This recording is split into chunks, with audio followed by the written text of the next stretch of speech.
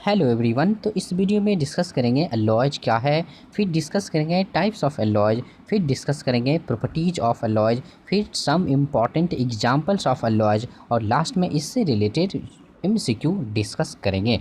चलिए स्टार्ट करते हैं। फर्स्ट ऑफ ऑल डेफिनेशन से, the homogeneous mixture of two और मोर मेटल्स और a metal and non metal means ये होमोजेनियस मिक्सचर होता है, चाहे वो दो मेटल्स भी हो सकते हैं या दो से अधिक मेटल्स भी हो सकते हैं या फिर एक मेटल एक नॉन मेटल भी हो सकते हैं। और ये ज़रूरी है कि ये मिक्सचर जो होगा इन सारा का ये होमोजेनियस मिक्सचर होगा। ये पॉइंट आपको ध्यान रखने हैं। अब यहाँ पे एग्जांपल में समझाता हूँ एलॉयज का। जैसे आप ब्रास का नाम सुने होंगे, ब्रास एलॉयज है कॉपर और जिंक का। तो आप देख पा रहे हैं कि यहाँ पे दो मेटल का होमोजेनियस मिक्सचर ही ब्रास कहलाएगा, जिसमें कॉपर और जिंक है। अब जैसे ब्रॉन्ज के बारे में आपको पता होगा कि ब्रॉन्ज में कॉपर प्लस टीन रहता है, तो ये दो मेटल का होमोजेनियस मिक्सचर है। अब मैं तीन मेटल से समझाता हूँ, मतलब दो से अधिक मेटल्स का भी ये होमोजेनियस मिक्सचर हो सकता है। फॉर एग्जांपल स्टेनलेस स्टील की बात मैं करूँ तो यहाँ पे रहता है आयरन और क्रोमियम और निकल। तो आप ये देख सकते हैं कि दो से अधिक भी मेटल का ये होमोजेनियस मिक्सचर हो सकता है अलॉयज। अब यहाँ पे एक एग्जांपल देता हूँ, एक मेटल का एक नॉन मेटल अलॉयज का। जैसे आप स्टील की बात आप जानते होंगे स्टील के बारे में, इसमें ये आयरन और कार्बन प्रेजेंट होता है। तो आप देख सकते हैं आयरन मेटल है लेकिन कार्बन नॉन मेटल है, यानी आपने एक मेटल एक नॉन मेटल का भी होमोजेनियस मिक्सचर बनाया जिसको स्टील अलॉयज कहा जाता है। अब समझेंगे टाइप्स ऑफ अलॉयज। तो यहाँ पे फर्स्ट टाइप है फेरस अलॉयज। इसके नेम से पता चल रहा है कि वैसा अलॉय जिसमें आयरन प्रेजेंट होगा।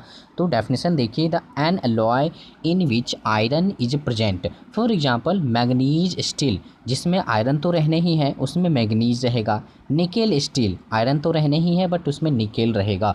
इस तरीके से आप ध्यान रख सकते हैं। अब आगे बढ़ रहे हैं नॉन फेरस अलॉयज में। नॉन मतलब नहीं, फेरस मतलब आयरन, यानी जिस अलॉयज में आयरन रहेगा ही नहीं। जैसे इसका डेफिनेशन देखिए, an alloy does not contain iron. For example brass, bronze, इस तरीके से। तो ब्रास आपको पता है कि कॉपर वहाँ पे और जिंक रहता है। ब्रॉन्ज आपको पता है कि कॉपर और टीन रहता है। तो यहाँ पे एक ज़रूरी ये चीज़ें हैं, आपको मैं परसेंटेज आपको याद करवाऊँगा, जो कि आगे मैं अच्छे से इसको याद करवाऊँगा कि ब्रास और ब्रॉन्ज में परसेंटेज कैसे याद रखना है बाय ट्रिक। अब आगे यहाँ पे अमलगम्स में बताऊँ, ये भी थर्ड टाइप्स होता है अलॉयज का। तो अमलगम्स वेरी वेरी इंपॉर्टेंट है। जैसे आप फेरस अलॉयज की बात करें तो उसमें आयरन प्रेजेंट रहता था, तो अमलगम अलॉयज में मर्क्यूरी प्रेजेंट रहेगा। ये आपको सिर्फ ध्यान रखना है।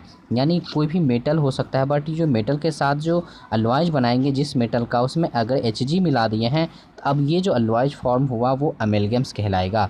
तो ये आपको ध्यान रखना है। जैसे फॉर एग्जांपल सोडियम Hg, ये एक्चुअली में अमलगम हुआ। जिंक अमलगम्स मतलब जिंक Hg, यानी आपको पता हो चल गया होगा कि अमलगम्स अलॉयज में मेटल कोई भी हो बट उसके साथ जो मिक्स करेंगे दूसरा मेटल Hg अगर मिक्स कर दिए हैं तब ये जो अलॉय फॉर्म होगा वो अमलगम्स कहलाएगा। इस तरीके से आपको ध्यान रखना है। अब समझेंगे properties of an alloy. First properties देखिए यहाँ पे, alloys are stronger than the metal from which they are obtain. अगर स्टील की बात करें हम तो स्टील में आपको पता है कि आयरन और कार्बन रहता है। अब मैं बात करूँ ये स्टील जो है किस मेटल से बनाया गया है, तो आयरन मेटल से ये बनाया गया है। मीन्स आयरन मेटल के अलॉयज है ये कौन, तो स्टील। अब मैं बात करूँ कि ये आयरन जितना स्ट्रॉन्गर होगा जितना हार्ड होगा उससे कई गुना ज़्यादा हार्ड होगा स्ट्रॉन्गर होगा स्टील। यानी आपने क्या समझा कि जो अलॉयज हम फॉर्म करते हैं वो अलॉयज स्ट्रॉन्गर होता है जिस मेटल से आपने उस अलॉयज को फॉर्म किया है। जैसे मैं आपको बताऊं यहाँ पे ब्रास, तो ब्रास में एक्चुअली में रहता है कॉपर और प्लस जिंक रहता है। बट अगर मैं अलग अलग कॉपर की बात करूं, जिंक की अलग अलग बात करूं, तो इस जिंक और कॉपर से कई गुना ज़्यादा हार्डर होगा ये अब ब्रास। तो कहने का मतलब ये हुआ कि अलॉयज स्ट्रॉन्गर होता है किसके कंपैरिजन में, जिसके कंपैरिजन में आप उसके मेटल से आप अलॉय फॉर्म किए हैं। आप नेक्स्ट देखिए, इसका प्रॉपर्टीज सेम है। It is a harder than the constituent metals. वही बात है, हार्डर यानी स्ट्रॉन्गर, जो भी कहें सेम बात है। थर्ड प्रॉपर्टी देखिए, मोर रेसिस्टेंस टू कोरोजन। अब ये सवाल है, जैसे स्टील में आपको पता है कि आयरन प्लस कार्बन रहता है, लेकिन इसने आपने अकेले ये जो है आयरन मेटल से आपने इस स्टील को अलॉयज किया है, तो आपने क्या देखा कि एक्चुअली में आयरन में रस्ट लग जाता है, मींस कोरोजन हो जाता है। लेकिन अब जो आयरन मेटल से आपने जो अलॉयज बनाया है, स्टील अलॉयज, अब इसमें कोरोजन नहीं लगेगा। यानी आपने क्या देखा कि जो अलॉयज आप फॉर्म करते हैं तो वो रेसिस्ट करता है, रेसिस्टेंस यानी कोरोजन करता है, कोरोजन से रोकता है, यानी रेसिस्टेंस मतलब रोकना कोरोजन से। तो ये चीज़ें आपको ध्यान रखना है। अब ये नेक्स्ट प्रॉपर्टी देखिए, the melting point of alloys is lower than the constituents metals. अगर मैं एग्जांपल से समझाऊं, सोल्डर एक अलॉयज है, किसका किसका, टीन और लेड का। टीन और लेड का ये एलॉयज है। तो अगर मैं टीन की अलग बात करूं, लीड की अलग बात करूं, तो इसका जो बॉइलिंग पॉइंट होगा इससे कई गुना ज़्यादा कम बॉइलिंग पॉइंट होगा सोल्डर का। यानी जो अलॉयज होता है वो जिस मेटल से आपने बनाया है, मान लेते हैं कि लीड और टीन मेटल से आपने सोल्डर बनाया है। अब इस सोल्डर का जो मेल्टिंग पॉइंट होगा वो काफ़ी कम होगा इस के अलग अलग मेल्टिंग पॉइंट से। यानी जिस मेटल से आपने अलॉयज बनाया है उसका मेल्टिंग पॉइंट इसके कंपैरिजन कम होगा। इस तरीके से आप समझ सकते हैं। नेक्स्ट प्रॉपर्टीज़ देखिए, the electrical conductivity of alloys is lower than the constituents metals. Same बात ये है कि अगर मैं बात करूँ यहाँ पे कि स्टील की बात करूँ, यहाँ पे स्टील आप बनाए हैं अलॉयज आयरन और कार्बन का। अगर सिर्फ अकेले आयरन की बात करें तो ये अच्छा खासा इलेक्ट्रिकल कंडक्टिविटी रहेगा। लेकिन अब ने जो आयरन का आपने अलॉयज बना लिया, ये स्टील अलॉयज आपने बनाया है, अब स्टील में उतना अच्छा खासा इलेक्ट्रिकली कंडक्शन नहीं होगा, मतलब लोअर होगा इलेक्ट्रिकल कंडक्टिविटी अलॉयज का जिस मेटल से आपने अलॉयज बनाया है उसके कंपैरिजन में। इस तरीके से आप समझ सकते हैं। आगे यहाँ पे अब समझेंगे एग्जाम्पल्स आपको समझ में आना चाहिए कि यहाँ पे फर्स्ट मैंने आपको जो ब्रास बताया है, ब्रास यहाँ पे, अब ब्रास का कैसे याद रखें कि उसमें कॉपर भी रहता है और जिंक भी रहता है।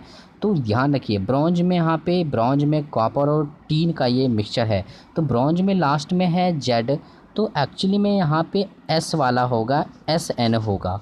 अब यहाँ पे लास्ट में ब्रास में एस है तो एस एन नहीं होगा, जेड एन होगा। फिर से मैं समझा रहा हूँ, यहाँ पे जेड है तो एस एन होगा, यहाँ पे एस है तो जेड एन होगा। इस तरीके से आपको अपोजिट याद रखना है। ब्रास ब्रॉन्ज में कॉपर दोनों में ही प्रेजेंट है। अब हम परसेंटेज याद रखते हैं।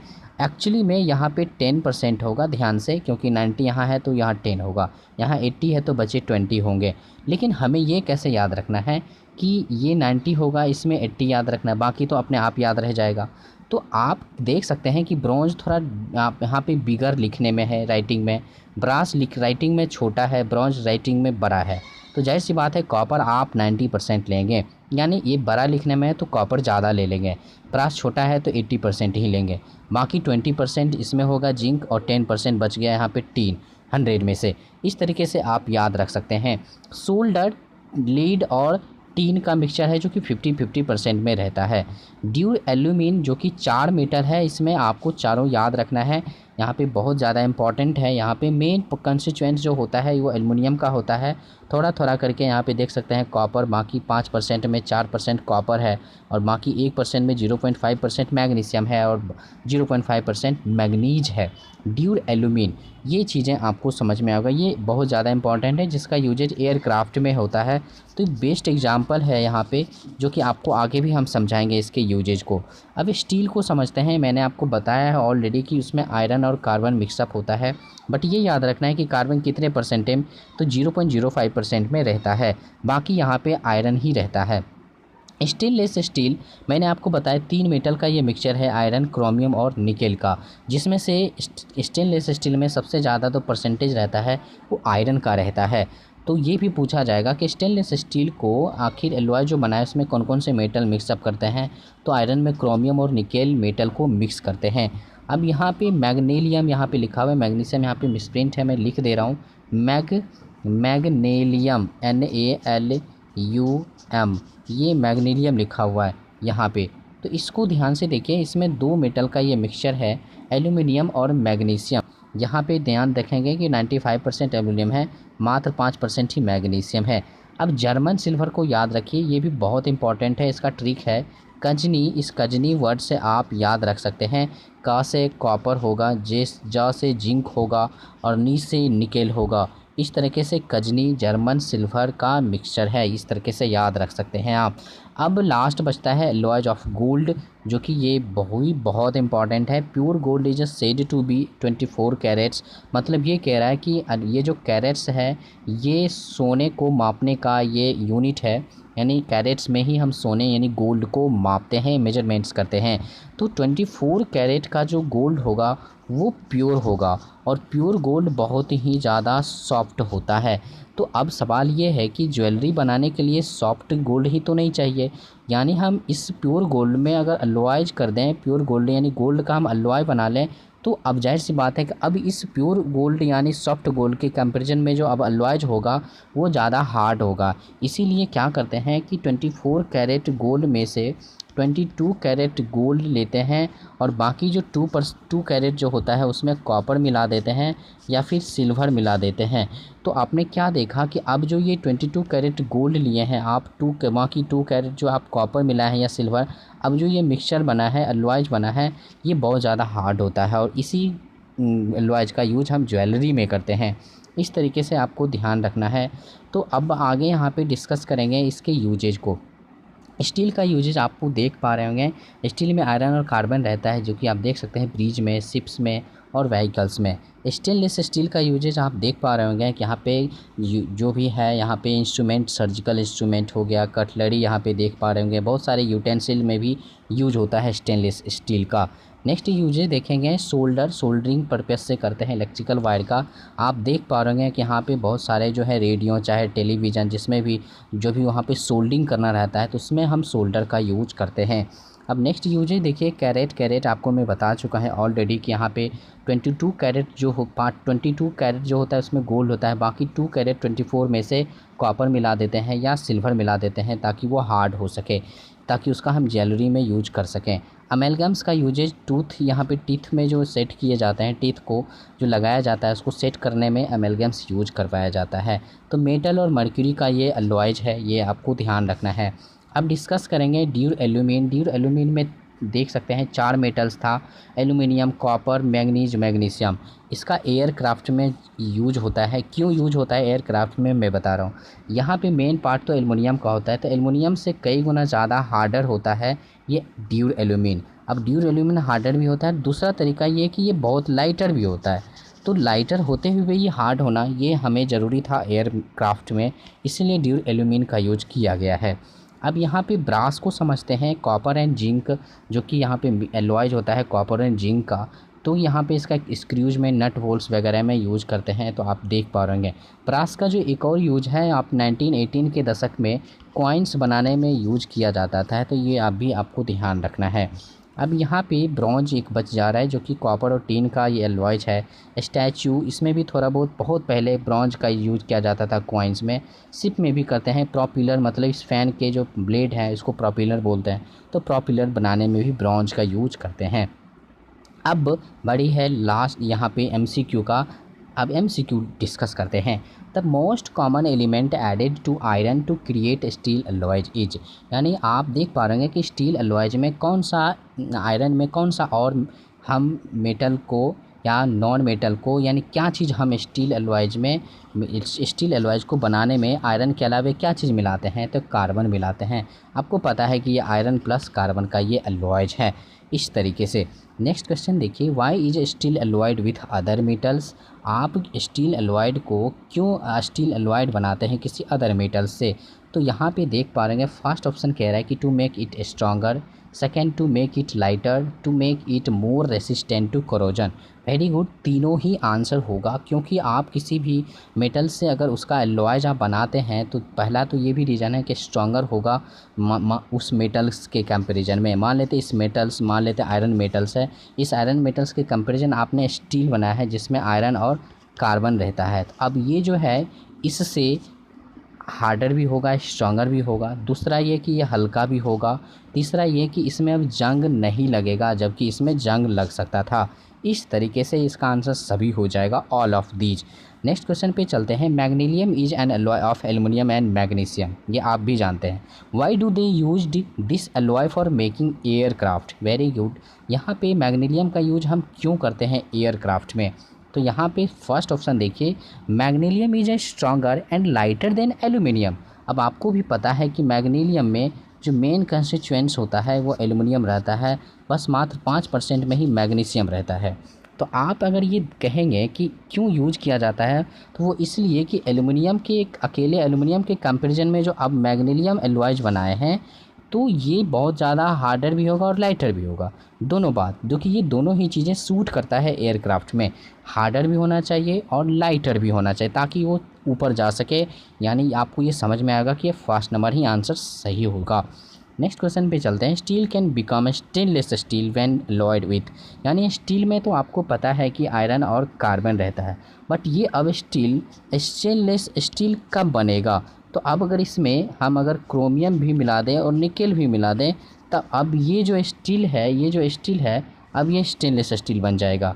यानी वही आपको पता चल गया, फर्स्ट नंबर आंसर होगा। क्रोमियम और निकेल को अगर हम ऐड कर दें तो वो स्टील अब स्टेनलेस स्टील बन जाएगा। नेक्स्ट क्वेश्चन पे चलते हैं। N alloy normally used in aircraft construction, तो किसका एलॉयज हम नॉर्मली एयरक्राफ्ट में यूज करते हैं? तो मैग्नीशियम, जो कि अभी भी मैंने डिस्कस किया, जो एल्युमिनियम और मैग्नीशियम का ये एलॉयज है। इस तरीके से आप समझ सकते हैं। नेक्स्ट क्वेश्चन पे चलते हैं। Bronze is an alloy made of, bronze जो एलॉय है किस चीज़ से बना हुआ है? तो आपको भी पता है कि कॉपर तो रहना ही है, लास्ट में जेड है तो यहाँ पे एस वाला होगा, SN होगा। सी नंबर आंसर होगा, कॉपर एंड टीन। अब नेक्स्ट क्वेश्चन पे चलते हैं। Bicycle parts are normally made of this alloy, bicycle जो है पार्ट्स, बाइसिकल का जो पार्ट्स होता है नॉर्मली किस चीज़ से बना होता है, किस अलॉय से? तो आपको भी पता है ड्यूरेलुमिन। क्यों? क्योंकि ये लाइटर भी होता है और हार्डर भी होता है। साइकिल को तो वही चाहिए जो हार्डर और हल्का दोनों होना चाहिए, तो आपका ड्यूरेलुमिन आंसर होगा। अब नेक्स्ट क्वेश्चन देखते हैं। Why is the brass use to make coins and musical instruments, यानी ब्रास का यूज हम म्यूजिकल इंस्ट्रूमेंट्स में क्यों करते हैं और क्वाइंस भी बनाने में क्यों करते हैं? फर्स्ट ऑप्शन देखिए, the metal that make brass resist corrosion. Second, brass is a strong, brass is a hard wearing. तो ये सारे ऑप्शन सूट कर रहा है। इस सारे ऑप्शन के कारण जो है हम क्वाइंस और म्यूजिकल इंस्ट्रूमेंट्स में ब्रास का यूज करते हैं। नेक्स्ट क्वेश्चन पे चलते हैं। वाई आर मेटल्स अलॉयड, यानी मेटल्स को हम अलॉयड क्यों करते हैं? तो यहाँ पे फर्स्ट ऑप्शन देखिए, to change the properties of the metals. Yes, ये फर्स्ट ही आंसर होगा, क्योंकि अगर मैं आयरन मेटल से अगर मैं स्टील अलॉयज बनाया हूँ आयरन प्लस कार्बन मिला करके, तो अब जो ये स्टील है ये इसकी प्रॉपर्टीज इस आयरन मेटल से काफ़ी चेंज हो गया है। तो जैसे अगर मैं बात करूँ फाइला कि इसका melting point boiling point higher होगा, बट इसका melting point boiling point lower हो जाएगा। ये इलेक्ट्रिकल कंडक्टिविटी इसका अच्छा खासा होगा, लेकिन ये इसका इलेक्ट्रिकल कंडक्टिविटी काफ़ी कम हो जाएगा। इस चीज़ से आप क्या देख पा रहे हैं कि मेटल्स के कंपैरिजन में जो अलॉयड का जो प्रॉपर्टीज होगा वो चेंज हो जाता है। इस तरीके से फर्स्ट नंबर आंसर होगा। लास्ट क्वेश्चन देखते हैं। Bell metal is an alloy of, bell metal जो है अलॉय किसका किसका है? तो ये बहुत इंपॉर्टेंट है, इसको याद रखना है आपको। ये ब्रॉन्ज जो कि आपको भी पता है कॉपर और टीन का होता है, तो कॉपर टीन का ही ये अलॉयज बेल मेटल भी होता है। लेकिन ब्रॉन्ज जो है, ब्रॉन्ज में अगर आप देखें तो इसमें भी कॉपर और टीन रहता है, जो कि आपको भी पता है कि ब्रॉन्ज में यहाँ पे 90% यहाँ पे रहता है और बाकी 10% टीन रहता है। लेकिन बेल मेटल में जो टीन रहेगा वो 20% रहेगा। यानी आपने क्या देखा, ब्रॉन्ज में टीन 10% में है, बट सिर्फ चेंज है बेल मेटल में 20% टीन रहेगा। इस तरीके से बेल मेटल में टीन की मात्रा ज़्यादा रहेगा कंपैरिजन ब्रॉन्ज से। फ़र्क इतना है, लेकिन मेटल दोनों सेम रहेगा, कॉपर और टीन दोनों में सेम रहेगा। इस तरीके से आपको ध्यान रखना है। आई होप कि आपको ये समझ में आया होगा कि अलॉयज क्या है, उसके टाइप्स क्या क्या हैं, उसके बाद प्रॉपर्टीज़ आपको समझ में आया होगा। कुछ एग्जांपल्स जो कि आपको मैंने दिखाया, MCQ आपने देखा, तो इस तरीके से आपको समझ में बेहतर आया होगा। अगर आपको रियली में समझ में आया है तो प्लीज़ मेरे चैनल को आप सब्सक्राइब कर सकते हैं, और जहां तक आप संभव हो आप मेरे चैनल को शेयर भी कर सकते हैं ताकि मेरा पब्लिसिटी हो सके। Thank you so much video देखने के लिए।